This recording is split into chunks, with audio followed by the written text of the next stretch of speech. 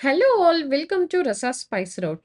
So, ఈరోజు మనం వింటర్‌లో సీజనల్‌గా మనకి కార్తీక మాసంలో దొరికే ఉసిరిగాయలని మనం సంవత్సరం పాటు దీన్ని ఎంజాయ్ చేయాలంటే దాంతో మనం నిల్వ పచ్చడిని ఎలా తయారు చేసుకోవాలో చూద్దాం.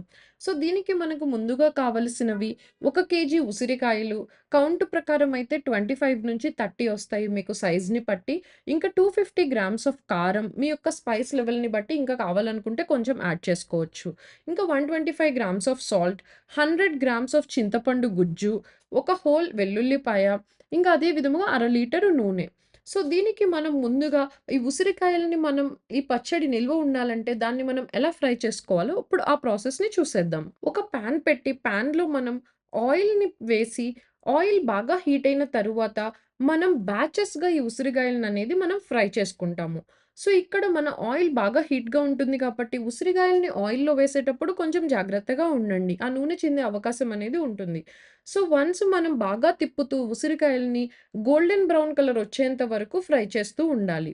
సో, ఇక్కడ మనం లైక్ ఉసిరికాయల్ని బ్యాచెస్‌గా ఫ్రై చేస్తాం కాబట్టి, అన్ని బ్యాచెస్ ఒకేలాగా ఫ్రై అయ్యేలాగా చూసుకోవాలి. సో, అదనేది ఈ పచ్చడిలో మెయిన్ థింగ్. సో, అలా బాగా కలుపుతూ, మిక్స్ చేస్తూ ఉసిరికాయలని బాగా గోల్డెన్ బ్రౌన్ కలర్ వచ్చేంత వరకు ఫ్రై చేసిన తరువాత, మనం ఒక్కసారి అది ఫ్రై అయిందా లేదా అని చెక్ చేయటం కోసం ఒక ఉసిరికాయను తీసుకొని, మనం కొంచెం దాన్ని వేలుతో ఇలా ప్రెస్ చేస్తూ ఉన్నప్పుడు కొంచెం సాఫ్ట్‌గా ఉంది అంటే, మరీ సాఫ్ట్‌గా ఉండకూడదు, అలా అని హార్డ్‌గా గూడా ఉండకూడదు. సో, ఇక్కడ కొంచెం మీడియం సాఫ్ట్‌గా ఉంది అంటే, మన ఉసిరికాయ అనేది ఫ్రై అయినట్టు. సో, దాన్ని మనం తీసుకొని ఆ ఆయిల్‌ని స్ట్రెయిన్ చేసేసి మనం వీటిని పక్కన పెట్టుకోవాలి. అదే విధముగా మనం సెకండ్ బ్యాచ్‌ని కూడా అలా మీరు తీసుకున్న క్వాంటిటీని బట్టి ఎన్ని బ్యాచెస్ అయితే అవుతాయో, అన్ని బ్యాచెస్ ఉసిరిగాయలని ఇదే విధంగా మనం ఫ్రై చేసుకోవాలి. వన్స్ ఫ్రై చేసిన తరువాత మనం 100 గ్రామ్స్ ఆఫ్ చింతపండును తీసుకొని, ఒక టీ గ్లాస్ ఆఫ్ వాటర్ వేసి, దాన్ని మనం బాగా మెత్తగా అయ్యేంత వరకు బాయిల్ చేయాలి.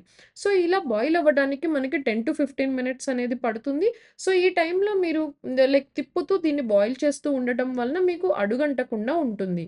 సో, వన్స్ మనకి చింతపండనేది బాగా మగ్గిన తరువాత, మనం స్టవ్ ఆఫ్ చేసి దీన్ని మనం పక్కన పెట్టి కొంచెం సేపు ఆరబెట్టాలి. వన్స్ ఆరిన తరువాత మనం ఉడకబెట్టిన చింతపండుని మిక్సీ జార్‌లో వేసి, దానిలో వెల్లుల్లిపాయలను కూడా వేసి గ్రైండ్ చేసి దాన్ని పక్కనుంచుకోవాలి.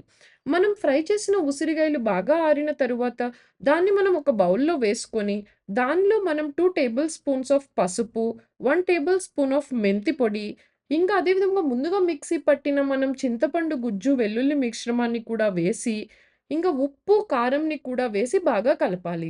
ఇక్కడ మీరు గంటెని యూజ్ చేసైనా కలుపుకోవచ్చు. బట్ చేతిని యూజ్ చేసి దాన్ని కలపడం వల్ల ఏమవుతుందంటే, మన చింతపండు గుజ్జనేది మొత్తం ప్రతి ఒక్క ఉసిరిగాయకి చాలా ఈవెన్‌గా కోట్ అవుతుంది.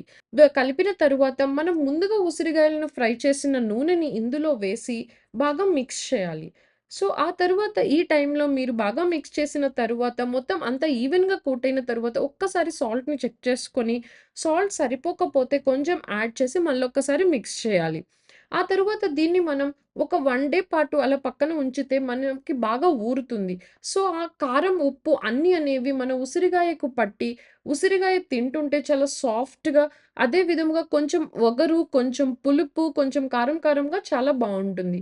సో, దీన్ని మనం ఇలా సర్వ్ చేసుకొని అప్పటికప్పుడైనా తినొచ్చు. లేదా దీన్ని మనం అలా స్టోర్ చేసుకొని 1 ఇయర్ పాటైనా సరే దీన్ని మనం ఎంజాయ్ చేయవచ్చు. సో, ఈ పచ్చడిని పెట్టుకొని చాలా బాగా ఎంజాయ్ చేయండి. Thanks for watching our channel. Please do like, share and subscribe to our channel.